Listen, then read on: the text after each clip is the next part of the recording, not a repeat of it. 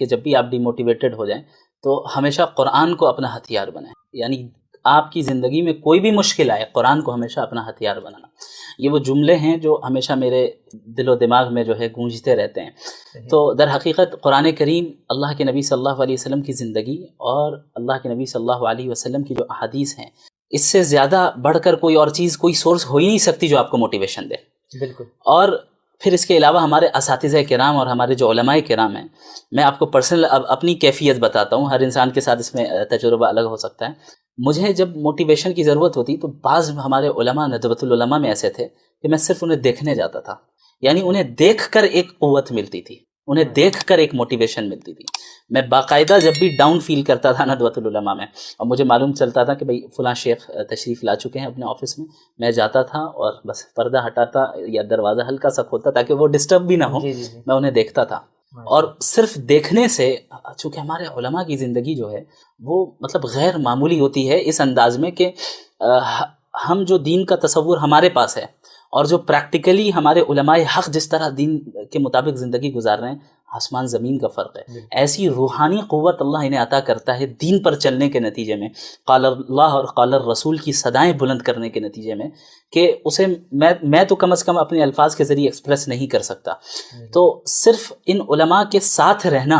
اور ان کے پاس 2 منٹ کے لیے بیٹھ جانا، ان کی مجلس میں اور ان کی چند باتوں کو سن لینا، اس سے ہی مجھے اتنی قوت مل جاتی تھی کہ پھر مجھے کسی بڑی یعنی موٹیویشن کے لیے کوئی مجھے موٹیویشنل اسپیکر کو سننے کی ضرورت نہیں پڑتی تھی۔ اور یہ ہمارے علماء کرام کی خصوصیت ہے، اللہ رب العالمین کا فضل ہے۔ تو اور اس کے علاوہ بھی زندگی میں کوئی بھی ایسا مرحلہ آیا جہاں پر کسی میں پریشانی سے گزر رہا ہوں، اسٹریس سے گزر رہا ہوں، تو میں جن اپنے مشائخ کے قریب رہا اور ابھی بھی ہوں، تو میں ان سے تذکرہ کرتا ہوں، ان کو بتاتا ہوں کہ شیخ میں ابھی ایسا سوچ رہا ہوں، میرے ساتھ ابھی ایسا ہو رہا ہے، ویسا ہو رہا ہے۔ تو وہ حضرات پھر جب تسلی دیتے ہیں، رہنمائی کرتے ہیں، تو ظاہر ہے کافی موٹیویشن ملتی ہے۔ ماشاءاللہ۔ اس میں کوئی شک نہیں کہ لوگ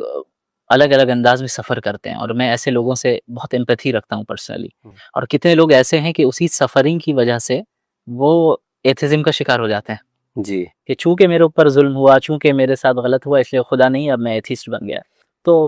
جہاں تک سفرنگ کا تعلق ہے تو میں امپیتھی رکھتا ہوں، اور میں سمجھتا ہوں کہ ایموشنل سپورٹ ایسے لوگوں کے ساتھ ہونی چاہیے، چونکہ they are the one suffering, right? وہ جانتے ہیں کہ وہ کیسا فیل کر رہے ہیں۔ لیکن اس کا یہ مطلب بھی نہیں ہے کہ جب سفرنگ ہو رہی ہے تو پھر خدا ہی ایگزسٹ نہیں کرتا، یہ ایک لاجیکل فیلسی ہے، اسے بھی ایکسیپٹ نہیں کیا جائے گا۔ سفرنگ اگر ہمارے اوپر آ رہی ہے تو اللہ کے نبی صلی اللہ علیہ وسلم نے اس کے پیچھے کے بھی کا جو تصور ہے وہ بیان کر دیا، اذا احب اللہ عبدا ابتلاہ، کہ جب اللہ کسی بندے سے محبت کرتا ہے نا تو اسے آزماتا ہے۔ تو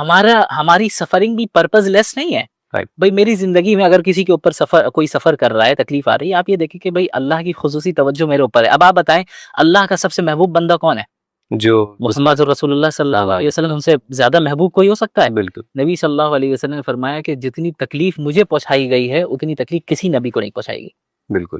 اب آپ نبی کی تکلیفوں کو سامنے رکھیں، بھئی طائف میں کیا ہوا، مکے میں کیا ہوا، کیسے جسمانی تشدد ان کے ساتھ ہوا، ذہنی طور پہ انہیں تکلیف پہنچائی گئی، مالی اعتبار سے تکلیف پہنچائی گئی، ان کے گھر والوں کو شہید کیا گیا، ان کے اصحاب کو شہید کیا گیا، اور خود نبی کو شہید کرنے کی کوشش کی گئی، اور اس حال میں اس دنیا سے رخصت ہو رہے ہیں کہ چٹائی پر سو رہے ہیں، جسم پر داغ نشان پڑ جا رہے ہیں۔ حضرت عمر دیکھ کر رونے لگتے ہیں کہ یا رسول اللہ، میں نے قیصر و کسریٰ کو دیکھا کہ وہ اتنے شاہی انداز میں رہتے ہیں اور آپ تو نبی ہیں، ان کی کیا حیثیت آپ کے سامنے، آپ ایسی زندگی گزار رہے ہیں۔ نبی کیا فرما رہے ہیں کہ مالی ولد دنیا، اس دنیا سے میرا تعلق ہی کیا ہے سوائے اس چیز کے کہ بھائی اس مسافر کی طرح ہوں جو تھوڑی دیر کے لیے ایک درخت کے نیچے سائے میں آرام کرے پھر آگے نکل جائے۔ ایسی ذات اور ایسی شخصیت پر ایسی تکلیفیں آ رہی ہیں جو ہماری اور آپ کی تکلیف سے 100 گنا زیادہ ہے۔ جتنی تکلیف آئی ہو آپ کی زندگی میں، ذرا نبی کے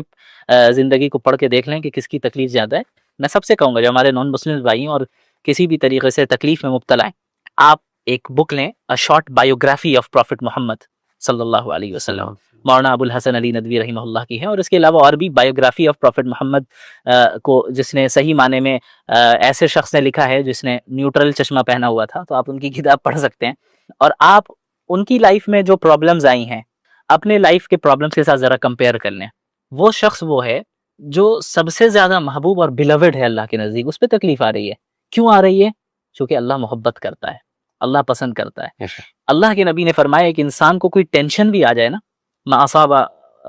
من ہم او غم او کما قال علیہ الصلوۃ والسلام، کہ ایک ٹینشن، ایک فکر بھی انسان کو لاحق ہو جائے، یہاں تک کہ حتی الشوکۃ یشاقها، ایک کانٹا بھی چبھ جائے اللہ اس سے پچھلے گناہ کو معاف کرتا ہے اور اس کے درجات کو بلند کرتا ہے. سو میں کہتا ہوں کہ اس سفرنگ میں لذت محسوس کیجیے. ظاہر ہے تکلیف ہوتی ہے ہر انسان، بھائی میں بھی سفرنگ سے گزرا، آپ بھی گزرے، آپ کی سفرنگ کی نوعیت کچھ اور ہوگی، میرے سفر کی نوعیت کچھ اور ہوگی. ہر انسان اس دنیا میں سفر کرتا ہے کسی نہ کسی اعتبار سے. لیکن جب آپ ایسے ورلڈ ویو سے تعلق رکھتے ہیں جس میں یہ ہے کہ ایک کانٹا بھی چبھے، ایک ٹینشن بھی آئے تو ثواب مل رہا ہے، یہ آپ کو خود ایک مضبوط بنا دیتا ہے، مضبوط شخص بناتا ہے. اور آپ خود جب یہ سوچتے ہیں اور جب آپ کو یقین ہوتا ہے کہ بھائی اللہ چونکہ مجھ سے محبت کرتا ہے اس لیے یہ تکلیف آ رہی ہے، لہٰذا میں مزید اب اس کے دین پہ قائم رہوں گا، اس کی اطاعت کروں گا، آپ دیکھیں آپ کو اس تکلیف میں لذت محسوس ہوگی اور آپ کتنے اسٹرانگ ہو جائیں گے مینٹلی اور اللہ کے محبوب بندے بنیں گے. سفر کر کے اللہ رب العالمین کی قربت جتنی زیادہ حاصل ہو جاتی ہے نا، وہ کئی سالوں کی نارمل عبادتوں سے بھی حاصل نہیں ہوتی. اور یہ میں نہیں کہہ رہا، یہ ہمارے علماء نے کہا ہے. بسا اوقات اللہ کسی کے درجے کو اوپر کرنا چاہتا ہے اور اپنے سے قریب کرنا چاہتا ہے، اسے ایسے مرحلے سے گزارتا ہے کہ وہ تکلیف والا مرحلہ، چونکہ وہ عادل ہے نا. بالکل خشوع خضوع کے ساتھ نماز پڑھتے ہیں، جسمانی اعتبار سے بھی بالکل اللہ کے سامنے عاجزی کے ساتھ کھڑے رہتے ہیں اور زیادہ ہلتے بھی نہیں ہیں. اور اس کے علاوہ اندر سے بھی توجہ بھی نماز میں ہوتی ہے. ایسا نہیں کہ نماز پڑھ رہے ہیں تو کچھ اور سوچ رہے ہیں، بلکہ مکمل کنسنٹریشن کے ساتھ نماز پڑھتے ہیں. اس کے بعد فضول کاموں اور فضول باتوں سے پرہیز کرتے ہیں، اپنے آپ کو برے اعمال سے، برے اخلاق سے بچاتے ہیں، اور یعنی اپنا تزکیہ کرتے ہیں، اپنی شرمگاہوں کی حفاظت کرتے ہیں، امانتوں کا خیال رکھتے ہیں، وعدوں کو پورا کرتے ہیں اور نماز کی پابندی کرتے ہیں. یہ وہ مومنین ہیں جو کامیاب ہونے والے ہیں اور ان کے لیے جنت ہے، جو جنت کے وارث بنیں گے. اس کے بعد حضرت نوح علیہ السلام کا ذکر ہے آیت نمبر 23 میں، وَلَقَدْ أَرْسَلْنَا نُوحًا إِلَىٰ قَوْمِهِ فَقَالَ يَا قَوْمِ اعْبُدُوا اللَّهَ. اس میں حضرت نوح علیہ السلام کا ذکر ہے کہ کس طرح انہوں نے اپنی قوم کو دعوت دی، لیکن ان کی قوم نے ان کی دعوت کو جھٹلایا، اور پھر اخیر میں اللہ تعالیٰ نے حضرت نوح علیہ السلام کو کشتی بنانے کا حکم دیا، جس پر وہ سوار ہوئے اور مومنین سوار ہوئے، اور پھر پانی کے ذریعے انہیں ڈبا کر ان کی قوم کو، وہ جو کفار تھے انہیں ڈبا کر اللہ نے ہلاک کر دیا، اور جو حضرت نوح تھے اور جو مومنین تھے اللہ نے انہیں کشتی میں محفوظ رکھا. اس کے بعد آیت نمبر 66 میں آئے کہ مشرکین کی محرومی کی وجہ بتائی جا رہی ہے. قد كانت آیاتی تتلی علیکم فکنتم علی اعقابکم تنکسون. یہ جو متکبرین تھے اور جو کفار تھے، یہ ایمان سے محروم کیوں ہوئے، خیر سے محروم کیوں ہوئے؟ اس کی سب سے بڑی وجہ یہ ہے کہ وہ جب قرآن کی تلاوت ان کے سامنے کی جاتی تھی تو وہ وہاں سے بھاگ جایا کرتے تھے، قرآن کو سننا نہیں چاہتے تھے، قرآن کو سمجھنا نہیں چاہتے تھے، اور پھر مجلسیں لگایا کرتے تھے، محفلیں جمایا کرتے تھے جس میں وہ قرآن کا مذاق اڑاتے تھے، اللہ کے رسول کا مذاق اڑاتے تھے، قرآن کا، اسلام کا، دین کا مذاق بناتے تھے، قرآن کے متعلق بیہودہ باتیں کیا کرتے تھے. تو یہ وہ اعمال ہے جن کی وجہ سے وہ محروم ہو گئے خیر سے اور ایمان سے محروم ہے. آیت نمبر 78 میں اللہ نے اپنی چند اہم نعمتوں کا ذکر کیا. وَهُوَ الَّذِي أَنشَأَ لَكُمُ السَّمْعَ وَالْأَبْصَارَ وَالْأَفْئِدَةَ قَلِيلًا مَا تَشْكُرُونَ کہ اللہ ہی کی وہ ذات ہے جس نے تمہیں کان عطا کیے، تمہیں آنکھیں عطا کی، تمہیں دل عطا کیے. قَلِيلًا مَا تَشْكُرُونَ اور تم بہت ہی تھوڑا اللہ کا شکر ادا کرتے ہو. یعنی اللہ کی تو کئی نعمتیں ہیں، ان میں سے بہت اہم نعمت ہے جن کا ہم روزانہ ہر وقت استعمال کرتے ہیں، وہ کان ہے، آنکھ ہے، انسان کا دل ہے. تو یہ ساری نعمتیں وہ ہیں جو اللہ نے دی ہیں. تو اس کا تقاضا تو یہ تھا کہ جب آنکھیں اللہ نے دی ہیں تو ہم ان آنکھوں سے وہی دیکھیں جو اللہ چاہتا ہے، جب کان اللہ نے دیے ہیں تو ان کانوں سے ہم وہی سنیں جو اللہ چاہتا ہے، جب دل اللہ نے دیا ہے تو پھر اس دل سے بھی ہم وہی سوچیں اور اس دل میں ہم وہی محبت، اسی کی محبت ڈالیں جیسا اللہ چاہتا ہے. اس کے بعد کفار کے لیے عذاب کی وعید کا بھی ذکر ہے، اور پھر کافروں کی تمنا بیان کی گئی ہے آیت 99 میں. حتی اذا جاء احدکم الموت قال رب ارجعون کہ جب کفار کے پاس ملک الموت آئے گا اور اس کی روح قبض ہو رہی ہوگی، ان کفار کی روح قبض ہو رہی ہوگی، اور اب وہ آخرت کے منازل کو دیکھنا شروع ہو جائیں گے، تو اب افسوس کریں گے کہ کاش میں بھی مسلمان ہوتا، اور اللہ سے کہیں گے رب ارجعون، یا اللہ مجھے واپس اس دنیا میں لوٹا دے، واپس آپ اس دنیا میں بھیج دیجئے. تو اللہ تعالیٰ کہیں گے اب نہیں، ہرگز نہیں، اب بالکل نہیں بھیجنا ہے، اب بھیجا ہی نہیں جا سکتا. جب تم دنیا میں تھے وہاں ہمارے رسول آئے، وہاں تم تک ہماری باتیں پہنچائی گئی، لیکن تم نے تکبر کیا، تم نے انکار کیا، تم نے اسلام کا مذاق اڑایا، اللہ کے نبی کا مذاق اڑایا، مسلمانوں کے خلاف سازشیں کی. تو اب کچھ وہ نہیں ہے. اور اللہ فرماتے ہیں کہ یہ ابھی بھی صرف زبان سے کہہ رہے ہیں، یعنی اگر سپوز اسے دوبارہ بھیج دیا جائے دنیا میں تو یہ پھر جا کر کفر کریں گے، پھر جا کر شرک کریں گے. اللہ ظاہر، اللہ علیم ہے، اس بات کا علم رکھتا ہے. اس کے بعد اللہ نے ذکر کیا 104 میں آیت نمبر تلفح وجوہہم النار وہم فیہا کالحون کہ ان کے چہرے جہنم کی آگ سے جھلس رہے ہوں گے بالکل. اور اللہ سے کہیں گے کہ یا اللہ ہمیں واپس بھیج دیجیے، ہمیں یہاں سے نکال دیجیے، اللہ کہیں گے ہماری آیتیں تم پر پڑھی جاتی تھی، تمہیں ڈرایا جاتا تھا لیکن تم جھٹلاتے رہے اسے، تو اب مجھے نہ کہو، ہم تم پر کوئی ظلم نہیں کر رہے ہیں، بلکہ تمہیں تمہارے اعمال کا نتیجہ تمہیں مل رہا ہے۔ دنیا میں ہم نے اختیار دیا، سیدھا راستہ غلط راستہ دونوں بتا دیا، لیکن تم نے اپنی مرضی سے غلط راستہ اختیار کیا، تو اب اس کا تمہیں مزہ چکھنا ہوگا۔ اس کے بعد آیت 115 میں اللہ نے انسان کی پیدائش کا ذکر کیا کہ وہ بے مقصد اللہ نے انسانوں کو نہیں بنایا۔ افحسبتم انما خلقناکم عبثا وانکم الینا لا ترجعون، کیا تم نے یہ گمان کر لیا کہ تمہیں یوں ہی ہم نے پیدا کر دیا اور تم ہمارے پاس لوٹ کر نہیں آؤ گے؟ لیکن اللہ نے ہمیں ایسا نہیں پیدا کیا، بلکہ مقصد کے تحت پیدا کیا کہ اللہ کی عبادت کرنا، اللہ کی خوشنودی حاصل کرنا، یہ ہمارا مقصد ہے، اور اللہ کی طرف ہی لوٹ کر ہم جائیں گے۔ اس کے بعد سورۃ النور کی ابتدا ہوتی ہے۔ اس سورت میں مختلف دینی، اخلاقی، معاشرتی احکامات بیان کیے گئے ہیں۔ معاشرے میں بے حیائی اور فحاشی کو پھیلانے سے روکا گیا ہے اور پاک دامنی اختیار کرنے کا حکم ہے۔ اور پھر اس سورت میں حضرت ام المومنین عائشہ رضی اللہ عنہا پر جو تہمت لگائی گئی تھی اس کی برات ہے، انہیں بری کیا گیا ہے۔ اور اس کے بعد اللہ تعالیٰ نے بہت سے مختلف آداب بھی بیان کیے۔ سب سے پہلے حد زنا کا ذکر ہے، یعنی ایک زانی، الزانیۃ والزانی فجلدوا کل واحد منہما مئۃ جلدہ، ایک زانی عورت اور ایک زانی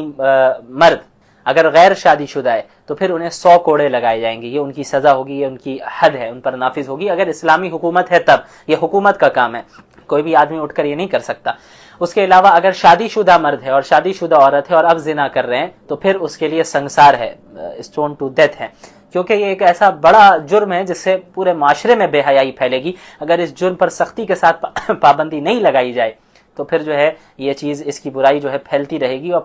پورا معاشرہ کرپٹڈ ہو جائے گا۔ اچھا، لیکن اب کوئی زانی ہے یا نہیں ہے، اس کو ثابت کیسے کریں گے؟ یہ اسی وقت ثابت ہو پائے گا کہ جب 4 مرد گواہ موجود ہوں، یا جس نے زنا کیا ہے وہ خود اعتراف کر لے کہ بھئی ہاں میں نے زنا کیا ہے، یعنی 4 مردوں نے، گواہوں نے زنا کرتے ہوئے ایک دم دیکھا ہو بالکل، اور وہ گواہی دیں، تب ہی جا کر جو ہے اس شخص کو زانی مانا جائے گا، یا یہ کہ وہ شخص خود کہے کہ ہاں میں نے زنا کیا ہے، اور تبھی حد نافذ ہوگی، اس سے پہلے نہیں ہو سکتی نافذ حد۔ اس کے علاوہ پھر حد قذف کا بھی ذکر ہے کہ اب جب زنا کی سزا سخت ہے تو ایسا بھی ہو سکتا ہے نا کہ بہت سے لوگ کسی پہ تہمت لگا دیں کہ بھائی یہ زانی ہے، تو ایسا اب اگر کسی کو زانی کہہ رہا ہے وہ، تو اب اس کے اوپر ذمہ ہے کہ 4 گواہ لے کے آئے جنہوں نے بالکل دیکھا ہو، عادل گواہ ہونے چاہیے، مسلمان عادل گواہ، جھوٹ نہیں بولنے والے۔ اور اگر وہ شخص جس نے تہمت لگائی ہے کسی کے اوپر کہ یہ اس نے زنا کیا ہے، اور 4 گواہ لانے پر وہ قاصر رہا، وہ نہیں لا پایا 4 گواہ، تو جس نے تہمت لگائی ہے اسے سزا دی جائے گی، 80 کوڑے لگیں گے اسے۔ اس سزا کو حد قذف کہتے ہیں، کیونکہ کسی پر بھی تہمت لگانا یہ بھی کوئی معمولی بات نہیں ہے، اگر ڈھیل دے دی جائے تو پھر ہر ایک دوسرے پر سب تہمت اور بہتان ہی لگاتا رہے۔ اس کے بعد واقعہ افک کا ذکر ہے، ام المومنین حضرت عائشہ رضی اللہ عنہا کی برات کا ذکر ہے۔ ہوا یہ تھا سن 9 ہجری میں غزوہ بنی المصطلق سے اللہ کے رسول صلی اللہ علیہ وسلم اور مسلمان واپس آ رہے تھے، اور ایک جگہ پڑاؤ ڈالا تھا انہوں نے۔ حضرت عائشہ رضی اللہ عنہا قضاء حاجت کے لیے گئی تھیں، لیکن لوگوں کو معلوم نہیں چلا کہ حضرت عائشہ گئی ہوئی ہیں قضاء حاجت کے لیے، سارا قافلہ روانہ ہو گیا۔ حضرت عائشہ رضی اللہ تعالی عنہا جب وہاں پر واپس آتی ہیں تو واپس آنے کے بعد دیکھتی ہیں کہ بھئی قافلہ وہاں پہ موجود ہی نہیں ہے، تو حضرت عائشہ رضی اللہ عنہ پریشان ہو جاتی ہیں کہ اب میں کیسے جاؤں، تو وہ وہیں بیٹھ جاتی ہیں۔ حضرت صفوان رضی اللہ عنہ آس پاس ہی ہوتے ہیں، وہ حضرت عائشہ کو دیکھ رہتے ہیں، تو وہ کیا کرتے ہیں، وہ اپنے اونٹ پر حضرت عائشہ کو سوار کرا دیتے ہیں، اور پھر اونٹ کو لے کر وہ تیزی کے ساتھ آگے بڑھتے ہیں اور قافلے کے ساتھ مل جاتے ہیں۔ تو بس یہی ہوا، لیکن جو رئیس المنافقین تھا عبداللہ بن ابی بن سلول، جو کہ اسلام اور مسلمانوں کے خلاف ہمیشہ سازشیں کرتا رہا، اللہ کے نبی اور ازواج مطہرات اور دیگر مسلمانوں پر تہمتیں لگاتا رہا، تو اس نے اس موقع کو غنیمت سمجھا اور اس نے فوراً حضرت عائشہ اور حضرت صفوان پر تہمت لگا دی رضی اللہ عنہما کہ الیاذ باللہ کہ انہوں نے کچھ غلط کیا ہے، یہ الگ تھے، تنہائی میں تھے۔ تو یہ اتنی بڑی تہمت تھی حضرت عائشہ رضی اللہ عنہا پر کہ 1 مہینے تک تقریباً وہ مستقل پریشان میں رہی، اللہ کے نبی کو پریشان کیا گیا، مسلمانوں کو پریشان کیا گیا۔ آخر میں ایک لمبی مدت کے بعد اللہ تعالیٰ نے ان کی برات کا اظہار کیا اور فرمایا ھذا بہتان عظیم، یہ حضرت عائشہ پر بہت بڑا بہتان ہے، یہ جو بھی تہمت لگائی ہے جن لوگوں نے، انہوں نے بہت بڑا بہتان باندھا ہے اور بہت بڑی تہمت لگائی ہے۔ تو اللہ تعالیٰ نے آیات کے ذریعے، قرآنی آیات کے ذریعے حضرت عائشہ کی برات کو قیامت تک کے لیے ابدی کر دیا۔ اس کے بعد آیت نمبر 22 میں بھی یہ اسی سے ریلیٹڈ ہے، وَلَا يَأْتَلِ أُولُو الْفَضْلِ مِنْكُمْ وَالسَّعَةِ أَن يُؤْتُوا أُولِي الْقُرْبَى۔ ہوا یہ کہ جب منافقین نے، خصوصاً عبداللہ بن ابی بن سلول نے یہ چرچا کرنا شروع کر دیا کہ حضرت عائشہ پر تہمت لگانے لگا، تو بعض سیدھے مسلمان بھی جو ہے اس میں بھول سے جو ہے شریک ہو گئے، جن میں ایک صحابی تھے حضرت مستح رضی اللہ عنہ، وہ بھی جو ہے حضرت عائشہ رضی اللہ عنہا کے خلاف ان پر جو تہمت لگی تھی اور جو تبصرے کر رہے تھے، تو یہ بھی تبصروں میں شریک ہو گئے تھوڑا. تو حضرت ابو بکر رضی اللہ عنہ کو جو معلوم چلا کہ میری بیٹی حضرت عائشہ کے متعلق تہمت لگی اور مستح بھی جو ہے تہمت لگانے میں اور چرچا کرنے میں داخل ہے، تو حضرت ابو بکر نے یہ کہا، یہ جو مستح تھے یہ حضرت ابو بکر رضی اللہ عنہ کے رشتہ دار تھے، اور اللہ کے حضرت ابو بکر رضی اللہ عنہ ان کی فائنینشلی مدد کیا کرتے تھے مستح کی. تو جب حضرت ابو بکر کو معلوم ہوا کہ میری بیٹی عائشہ کے خلاف تہمت لگی ہے، پروپیگنڈا جھوٹا کیا جا رہا ہے، اس میں یہ بھی شریک ہو گیا مستح بھی، تو انہوں نے یہ قسم کھائی کہ اب آئندہ میں کبھی بھی مستح کو فائنینشلی سپورٹ نہیں کروں گا. تو یہ آیت نازل ہو گئی کہ ایسا نہ ہو، بلکہ اللہ نے جسے مال و دولت دی ہے، جسے جو اہل علم و فضل ہیں، انہیں کبھی یہ قسم نہیں کھانی چاہیے کہ ہم اپنے رشتہ داروں کی مدد نہیں کریں گے. تو حضرت ابو بکر رضی اللہ عنہ کو کہا گیا کہ نہیں، ان سے غلطی ہو گئی، الگ بات ہے. حضرت مستح نے پھر بعد میں بہت توبہ کی، اور ظاہر ہے چونکہ یہ ایک جھوٹی بات تھی، اب اس میں پروپیگنڈا میں وہ بھی شریک ہو گئے، لیکن بعد میں انہیں احساس ہوا کہ ان سے غلطی ہوئی، انہوں نے بہت توبہ کی، اللہ نے ان کی توبہ کو یقیناً قبول کیا. لیکن حضرت ابو بکر کو کیا حکم دیا گیا کہ آپ جو ہے رشتہ داری کا لحاظ رکھنا ہے، چاہے جو ہو جائے، رشتہ دار ہیں آپ اس کی مدد جاری رکھیں، آپ نے جو قسم کھائی اس قسم کو توڑیں اور اس کا کفارہ ادا کریں. بہرحال اس کے بعد آیت نمبر 27 میں اللہ تعالیٰ نے چند آداب سکھائے مکانات میں داخل ہونے کے. یا ایھا الذین آمنوا لا تدخلوا بیوتا غیر بیوتکم حتی تستأنسوا وتسلموا علی اہلہا. ان آیتوں میں یہ بتایا گیا ہے کہ بغیر اجازت کسی کے گھر میں داخل نہ ہو. یہ اسلامی آداب ہیں کہ آپ کہیں جائیں تو کسی کے گھر میں یوں ہی داخل نہ ہو جائیں، بلکہ پہلے اجازت لیں، اجازت ملے اس کے بعد آپ داخل ہو. اور اگر اجازت نہ ملے، آپ کو واپس جانے کو کہا جائے تو خاموشی سے واپس چلے جائیں. یہ اسلام سکھاتا ہے. ہاں کوئی اگر ایسا گھر ہے جہاں پہ کوئی رہتا ہی نہیں ہے، ظاہر ایسا مکان ہے، ایسی عمارت ہے جہاں کوئی نہیں ہے، خالی ہے، ویران ہے، تو ظاہر ہے وہاں پہ آپ داخل ہو سکتے ہیں اگر آپ کو معلوم ہو کہ وہ ویران ہے. پھر اس کے بعد مومنین کو حکم یہ دیا گیا، اور مومن مردوں اور مومن عورتوں کو حکم دیا گیا کہ اپنی آنکھوں کی حفاظت کریں، یعنی نظروں کی حفاظت کریں، نظریں نیچی رکھیں، غیر محرموں کو نہ دیکھیں. قل للمؤمنین یغضوا من ابصارهم ويحفظوا فروجهم، اور اپنی شرمگاہوں کی حفاظت کریں. یہی حکم مردوں کو اور یہی حکم عورتوں کو بھی دیا گیا کہ اپنی نظروں کو نیچی رکھیں، اور اس کے بعد اپنی شرمگاہوں کی حفاظت کریں، اور غیر محرم کے سامنے اپنی زینت کا مظاہرہ نہ کریں. بس جو محرم ہو ان کے سامنے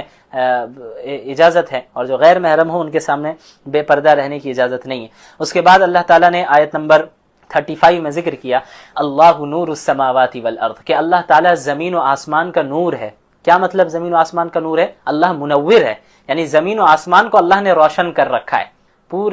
پوری کائنات کو اللہ ہی کی وہ ذات ہے جس نے روشن کر رکھا ہے. اس کے بعد کافروں کے اعمال کی مثال دی گئی ہے. بعض کافر ایسے ہوتے ہیں جنہیں آخرت پر یقین ہوتا ہے، آخرت پر ان کا ایمان ہوتا ہے، لیکن اللہ اور اس کے ایک اللہ اور محمد رسول اللہ صلی اللہ علیہ وسلم پر ایمان نہیں لاتے ہیں. تو ان کافروں کی کیا مثال ہے اللہ تعالیٰ نے بیان کی، والذین کفروا اعمالهم کسراب بقیعۃ یحسبہ الظمآن ماء. دیکھیں ریگستان میں جب آپ چل رہے ہوں، یہاں ایک مثال یہ دی گئی ہے کہ ایک بہت پیاسا انسان ہو، بہت پیاس لگی ہو اس کو بہت زیادہ، اور وہ ہے ریگستان میں کہ دور دور تک کہیں پانی نظر نہیں آ رہا ہے، اور پیاس سے اس کی حالت خراب ہو رہی ہے. چلتے چلتے اچانک اس کو دور سے پانی نظر آنے لگا، لیکن وہ پانی نہیں. ریگستان میں کیا ہوتا ہے کہ جب دھوپ تیز ہوتی ہے تو ریت کی چمک دور سے ایسا محسوس ہونے لگتا ہے کہ وہ ریت نہیں ہے بلکہ وہ پانی ہے. دور سے دیکھنے والے کو لگتا ہے کہ بھئی پانی اب قریب ہے، حالانکہ وہ پانی نہیں ہوتا ہے، وہ ریت کی چمک ہوتی ہے، دھوپ اس پر پڑ رہی ہوتی ہے. تو اب ایک پیاسا آدمی جسے وہ ریت کی چمک دکھے، جسے وہ پانی سمجھنے لگے، اور بھاگا وہاں پر جائے، اور جب وہاں قریب پہنچے تو دیکھے کہ بھئی یہ تو پانی ہے ہی نہیں، تو اس کے ساتھ کیا ہوگا، کیسا احساس ہوگا. اللہ نے فرمایا وہ کفار جن کو جو آخرت پر ظاہر یقین رکھتے ہیں اور دنیا میں اچھے کام کرتے رہتے ہیں اس نیت سے کہ بھئی آخرت میں یہ کام میرے کام آنے والے ہیں، غریبوں کو کھلایا اور دیگر چیزیں کی، اچھے کام کیے، اور یہ سمجھتے ہیں کہ بھئی یہ اعمال آخرت میں مجھے بچائیں گے. تو اللہ نے فرمایا ان کے اس اعمال کی حیثیت یہی ہے جیسا کہ یہ ریت کی چمک، یعنی انہیں لگ رہا ہے کہ پانی ہے، انہیں لگ رہا ہے کہ یہ کام آئے گا، لیکن جیسے ہی وہ پیاسا قریب پہنچتا ہے تو دیکھتا ہے کہ وہ پانی ہے ہی نہیں. اسی طرح جیسے ہی ان پر موت آئے گی تو ان کے سارے اعمال ضائع ہو جائیں گے، وہ اعمال ایکسیپٹڈ ہی نہیں ہوں گے. کیوں؟ کیونکہ ان کے پاس ایمان نہیں. بغیر ایمان کے، بغیر اسلام کے کوئی عمل چاہے جتنا اچھا عمل ہو اللہ کے نزدیک قابل قبول نہیں ہے. بہرحال اس کے بعد اللہ تعالیٰ نے کامیابی کی 4 باتوں کا بیان کیا ہے. وَمَن يُطِعِ اللَّهَ آیت 52 وَمَن يُطِعِ اللَّهَ وَرَسُولَهُ وَيَخْشَ اللَّهَ وَيَتَّقْهِ فَأُولَٰئِكَ هُمُ الْفَائِزُونَ، کہ جو اللہ کی اطاعت کرے گا، اللہ کو اوبے کرے گا، اللہ کے رسول کو اوبے کرے گا، اللہ سے اپنے پاسٹ کے سلسلے میں بھی ڈرتا رہے گا اور اپنے فیوچر میں بھی اللہ سے ڈرتا رہے گا، فَأُولَٰئِكَ هُمُ الْفَائِزُونَ، یہی وہ لوگ ہیں جو کامیاب ہونے والے ہیں۔ اس کے بعد آیت نمبر 55 میں اللہ تعالیٰ نے جو خلافت راشدہ کا وعدہ کیا تھا ان 4 صحابہ کرام سے، حضرت ابو بکر، عمر، عثمان و علی رضی اللہ عنہم سے، ان کا ذکر ہے۔ اس آیت کو آیت استخلاف بھی کہتے ہیں کہ اس میں اللہ نے خلافت کا وعدہ کیا، وعد اللہ الذین آمنوا منکم وعملوا الصالحات لیستخلفنہم فی الارض، کہ تم میں سے جو ایمان لے آئے اور نیک اعمال کیا، اللہ اس بات کا ان سے وعدہ کر رہا ہے کہ انہیں ضرور زمین میں خلافت دے گا۔ اور ہوا، حضرت ابو بکر کو خلافت ملی، حضرت عمر کو خلافت ملی، حضرت عثمان کو خلافت ملی، حضرت علی رضی اللہ عنہ کو خلافت ملی، رضی اللہ عنہم اجمعین، اور یہ خلافت راشدہ ہے۔ اس کے بعد آیت نمبر 58 میں بچوں اور غلاموں کا ذکر ہے کہ ابھی تک تو بڑوں کا ذکر تھا کہ بھئی بغیر اجازت کے گھروں میں داخل نہیں ہونا ہے، تو جو بچے ہوتے ہیں وہ تھوڑے بے تکلف ہوتے ہیں اور لوگ زیادہ اسے سیریسلی بھی نہیں لیتے، جو چھوٹے بچے ہوتے ہیں کہیں بھی داخل ہو جاتے ہیں۔ تو اللہ نے اس آیت میں یہ فرمایا کہ ٹھیک ہے وہ تو عام حالتوں میں ٹھیک ہے، لیکن 3 اوقات ایسے ہیں جہاں پر بچوں کو بھی بغیر اجازت کے داخل ہونے کی اجازت نہیں ہے۔ یا ایھا الذین آمنوا لیستأذنکم الذین ملکت ایمانکم والذین لم یبلغوا الحلم منکم 3 مرات، جو غلام ہیں، سلیوز ہیں، ان کو بھی اس کی اجازت نہیں ہے، اور جو بچے ہیں ابھی بالغ نہیں ہوئے انہیں بھی اس بات کی اجازت نہیں ہے کہ 3 اوقات میں بغیر اجازت کے داخل ہو جائے۔ وہ 3 اوقات کیا ہے؟ ایک فجر سے پہلے، دوسرا ظہر کے بعد جب انسان آرام کرتا ہے، قیلولہ کرنے جاتا ہے، اور تیسرا عشاء کے بعد۔ یعنی یہ وہ اوقات ہے جہاں انسان بے تکلفی کے ساتھ اپنے گھر میں رہتا ہے اور صرف ضرورت کے کپڑے پہنا ہوا ہوتا ہے۔ اب اچانک کوئی داخل ہو جائے تو ظاہر ہے اس میں بے پردگی کا بھی امکان ہے اور وہ اس انسان کو تکلیف پہنچے گی، اس لیے بچوں کو بھی اس ٹائم پہ بغیر اجازت کے داخل ہونے کی اجازت نہیں ہے۔ اس کے بعد آیت نمبر 61، لیس علی الاعمى حرج ولا علی الاعرج حرج ولا علی المریض حرج ولا علی انفسکم ان تأکلوا من بیوتکم و بیوت آبائکم۔ ہوتا یہ تھا کہ جو بعض معذورین ہوتے تھے، نابینا ہوتے یا ہاتھ پیر سے معذور ہوتے تھے، وہ صحیح سالم لوگوں کے ساتھ بیٹھ کر، جو تندرست ہوتے تھے ان کے ساتھ بیٹھ کر کھانے میں شرماتے تھے کہ کہیں ایسا نہ ہو کہ میری معذوری کی وجہ سے ہم زیادہ جگہ گھیر لیں یا کچھ اس طرح۔ اور اسی طرح جو تندرست ہوتے تھے وہ معذوروں کو اپنے ساتھ بٹھا کر کھلانے میں اس لیے انہیں تشویش ہوتی تھی کہ کہیں ایسا نہ ہو مسلمانوں میں سے کہ وہ معذور ہے بیچارہ اور کم ہی کھائے اور ہم زیادہ کھا لیں، تو مسلمانوں کے یہاں تو ایثار ہے۔ تو اللہ تعالیٰ نے فرمایا کہ نہیں، ایسے کوئی حرج کی بات نہیں ہے، بلکہ جو معذور ہیں اور تم سب مل کر ایک ساتھ بیٹھ کر کھا سکتے ہو اپنے گھروں میں، اپنے آبا و اجداد کے گھروں میں، بہنوں کے گھروں میں، بھائیوں کے گھروں میں، رشتہ داروں کے گھروں میں بیٹھ کر کھا سکتے ہو۔ ان چھوٹی موٹی بات میں اتنی باریک بینی کی ضرورت نہیں ہے۔ اس کے بعد آیت نمبر 62 میں مخلص مسلمانوں کا ذکر ہے اور منافقین کا بھی ذکر ہے۔ انما المؤمنون الذين امنوا بالله ورسوله واذا كانوا معه على امر جامع لم يذهبوا حتى يستاذنوا۔ یہ آیت اس وقت نازل ہوئی جب غزوہ احزاب چل رہا تھا، یعنی غزوہ خندق، جس میں مشرکین کے تمام قبائل نے ایک ساتھ مدینہ المنورہ پر حملہ کر دیا تھا، اور آپ صلی اللہ علیہ وسلم اور مسلمانوں نے ڈیفینسو پوزیشن اختیار کرتے ہوئے خندق کھدوائی تاکہ لوگ جو ہے، یہ فوج جو ہے اس طرف نہ آ پائے، خندق جو ہے بیچ میں گیپ رہے۔ تو اس ٹائم میں کیا ہے کہ مسلمانوں کو حکم ہوا کہ سارے مسلمان ہی خود ہی خندق کھود رہے تھے، اللہ کے نبی بھی صلی اللہ علیہ وسلم کر رہے تھے مدد صحابہ کرام کی۔ تو جو مخلص مسلمان تھے وہ تو دل و جان کے ساتھ جو ہے خندق کھود رہے تھے اور تیاری کر رہے تھے، اور اگر ضرورت پڑتی تو اللہ کے نبی سے اجازت لے کر جایا کرتے کہیں۔ لیکن جو منافقین تھے سب سے پہلے تو کام کرنے میں ہی سستی کرتے تھے، دل سے کام نہیں کر رہے ہوتے تھے۔ دوسری چیز کہ اب اگر کہیں جانا ہوتا تو اللہ کے نبی کے سامنے ہیلے بہانے بناتے یا پھر بس اوقات بغیر بتائے خاموشی سے نکل جاتے۔ تو ان دونوں کا ذکر کیا گیا کہ مومنین کی صفات یہ ہیں، اور جو یہ منافقین ہیں یہ اس طرح کی چیزیں کرتے ہیں۔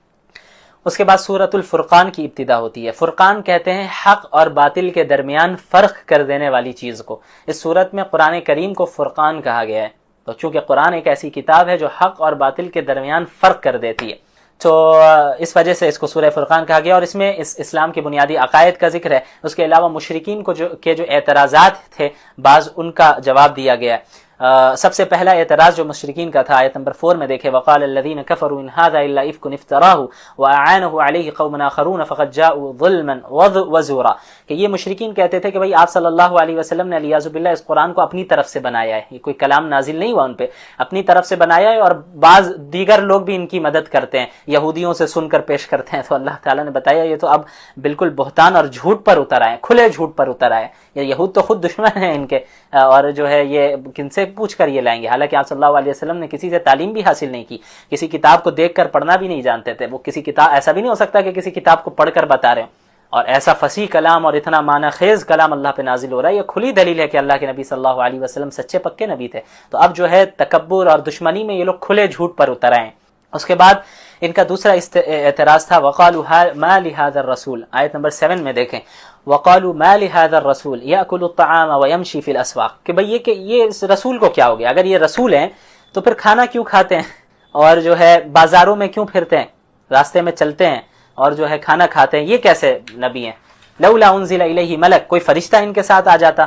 اور ان کی حفاظت کرتا اور ساتھ میں چلتا، یا پھر ان کے لیے خزانہ نازل ہوتا، ان کے پاس خزانے ہوتے۔ تو اللہ تعالیٰ نے کہا کہ بھئی یہ کیسی بیوقوفی والی باتیں کر رہے ہیں، یعنی اگر ان کے پاس بھیج دیا جاتا کوئی ایسا رسول جو کھاتا پیتا نہیں تو کہتے کہ بھئی ہم تو انسان ہیں، ہم آپ کی باتوں پہ کیسے عمل کر سکتے ہیں، ہمیں کھانا بھی پڑتا ہے، ہمیں پینا بھی پڑتا ہے۔ اور اگر فرشتہ کو نازل کر بھی دیا جاتا اللہ کے نبی کے ساتھ تو کہتے کہ بھئی کیا دلیل ہے کہ یہ فرشتہ ہے۔ تو یہ جو اس طرح کی باتیں کرتے تھے محض دشمنی میں کیا کرتے تھے، حق قبول کرنے کے لیے نہیں، کیونکہ حق قبول کرنے کے لیے جتنی دلیلوں کی ضرورت تھی وہ سب موجود تھی اور قبول کرنے والے قبول کر رہے تھے۔ اب محض یہ بس اعتراض کرنے اور آپ صلی اللہ علیہ وسلم کو پریشان کرنے کے لیے ایسا کیا کرتے تھے۔ تو اللہ تعالیٰ نے آیت نمبر 20 میں فرمایا وَمَا أَرْسَلْنَا قَبْلَكَ مِنَ الْمُرْسَلِينَ إِلَّا إِنَّهُمْ لَيَأْكُلُونَ الطَّعَامَ وَيَمْشُونَ فِي الْأَسْوَاقِ، کہ اے اللہ کے رسول صلی اللہ علیہ وسلم، آپ سے پہلے بھی ہم نے جتنے انبیاء اور رسولوں کو بھیجا ہے وہ بھی کھانا کھایا کرتے تھے، وہ بھی ضرورت کے وقت بازاروں میں پھرا کرتے تھے، یعنی وہ بھی انسانی تھے۔ اب چونکہ انسانوں کے لیے ہمیں بھیجنا ہے اور انسان اشرف، اور جناتوں کے لیے، اور انسان اشرف المخلوقات ہے، تو ظاہر ہے نبی تو انسانوں میں ہی انسان ہی بنا کر بھیجا جائے گا نا۔